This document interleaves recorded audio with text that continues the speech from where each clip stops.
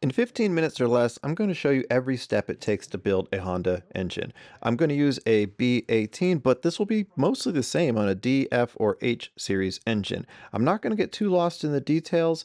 I will have separate videos that go into each step more in depth. We're going to be using a lot of assembly lube. We're putting in the main bearings for the crankshaft. This goes between the block and the crankshaft itself. We place our polished crankshaft and then put more main bearings into the caps. And we are, of course, always lubricating the side that is going to be touching the spinning metal.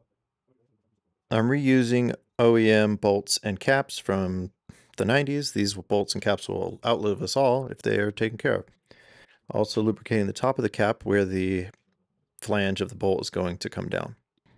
Now we'll install new thrust bearings. These control axial movement of the crankshaft within the block. It doesn't allow it to go forward and backward.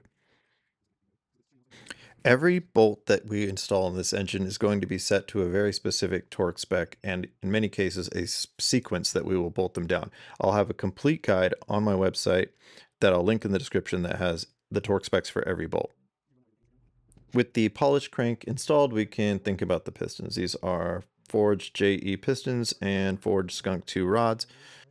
We're going to use this somewhat ghetto contraption to size our piston rings. That's definitely a separate video, but once we have them all sized, we will confirm their fit inside the cylinder using feeler gauges. I'll have a link to every tool I use in the description as well. The connecting rods will also get treated with assembly lube, and we will lubricate the cylinder walls of the engine block. You may have noticed this is a sleeved block, and we are using forged internals, so we will be going for big power. Once the piston rings are installed, we can install the pistons into the block. We will have to turn the block over and then apply more assembly lube to the journals for the rod caps. Now we can torque down the caps for these two rods. We'll have to turn the engine over a little bit to install the other two pistons. As you can see, these pistons have been used before, but they're in like new condition aside from the black face. Assembly lube is not expensive, so don't be shy about using it. Now, unlike the crankshaft itself, the pistons do not have a torque sequence. Each one is independent, just tighten down their bolts to torque spec. We're using ARP hardware, and I will have a link to this digital torque spec torque wrench because I think that it actually saves a lot of time and gives a lot of confidence.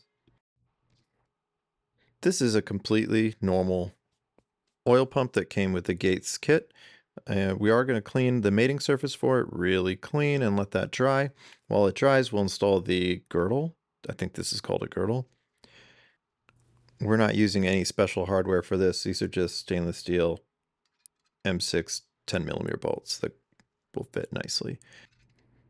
I'm not actually torquing these down with the power tool. I'm just driving them in. I will, of course, be setting them to specific torque by hand. Now that the front of the engine is dry, I'll turn my attention back to the oil pump. I'll install this O-ring. That's all that's going to seal that area. I'm going to use Honda Bond to install the rest of it. You can use other products, other brands, but this is what Soichiro Honda would have wanted. You just apply this to the outer edge here where it's going to mate. And then I like to use a gloved finger to smooth it out. You want a thin, even layer. I try to remove any excess because that's just going to splooge out into the crankcase, and that's not what you want. Then I tap this on while it's still wet and install my hardware. I'm using ARP hardware because I don't have the original, but the original would have been fine. And as always, torque to spec. I'll have the torque specs on my website. The oil pump includes the front main seal. The rear main seal is right here in this carrier, and we're going to install it a lot like we did the oil pump. Honda Bond around the outside after we thoroughly cleaned the engine block side. Just like before, we smooth it out with our finger, thin and even, avoiding any excess. The rear main seal itself, we will lubricate with our finger with motor oil.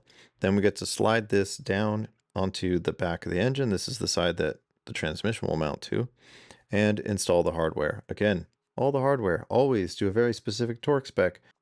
You can see also that I have installed the oil pickup. That is the thing protruding off the top of the girdle. It's really simple, it's just 4 bolts.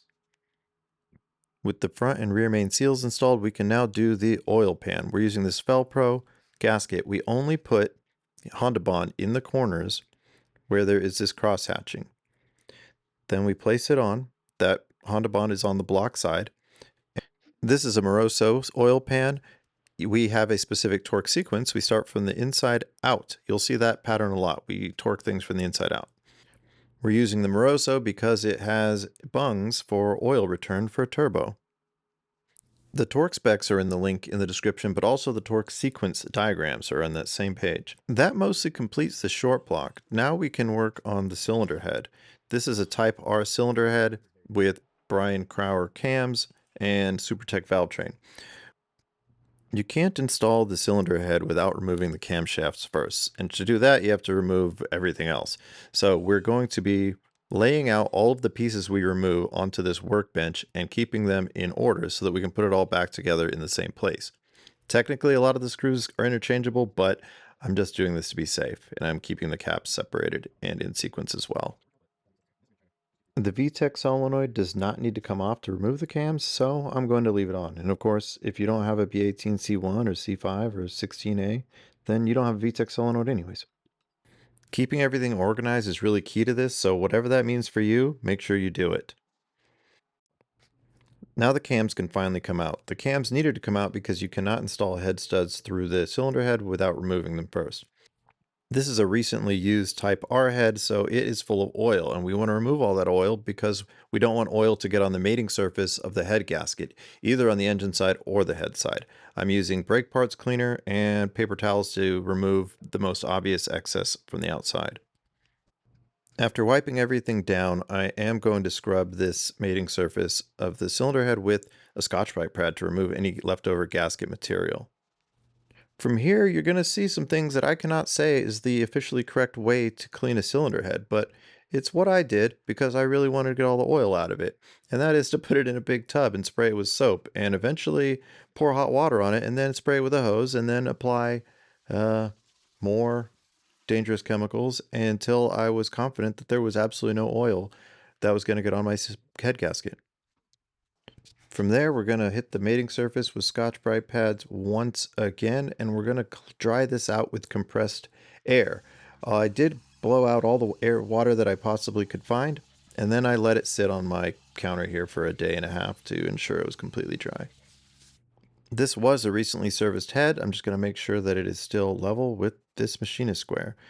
Now we're cleaning the top of the engine block with brake parts cleaner to make sure that there is no assembly lube or any other residue up here.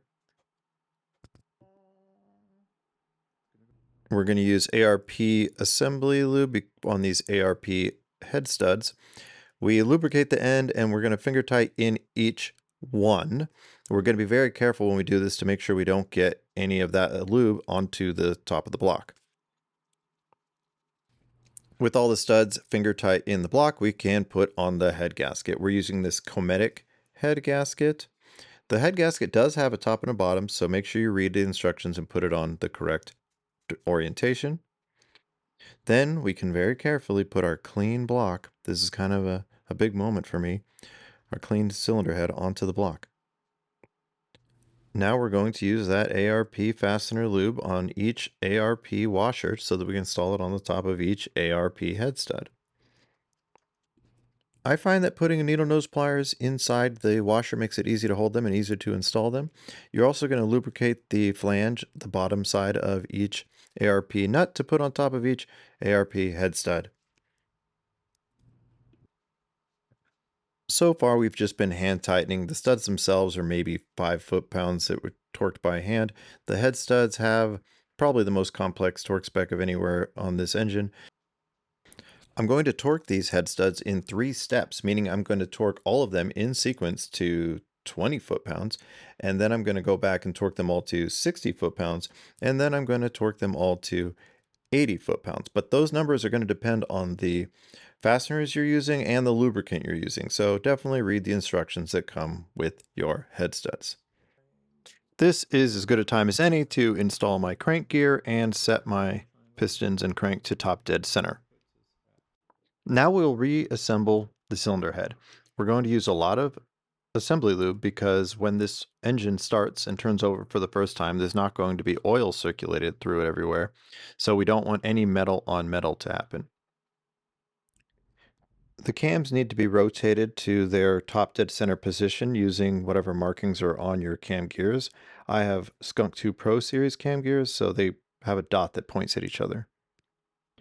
Now I'm just reassembling this exactly as I took it apart before. You'll notice I never mentioned anything about the valves, springs, or retainers, and I guess that's because I'm assuming that you have a complete head to begin with, and we're not going to be installing those because they were already installed in this complete head when I started. As always, we will torque these all to a specific step. We have a sequence. Again, we're starting from the inside, going to the outside. Now that the cylinder head is on, we could install the timing belt, except for that we don't have a water pump, so let's do that next. The water pump is a lot simpler. It just uses this gasket, no Honda bond, no goop of any kind. This blue mark from my machinist indicates that this surface is not completely flat, and that's because it looks like something hard hit right here and dented it out. So I'm just going to shave that down with a die grinder so that my water pump will lay flat.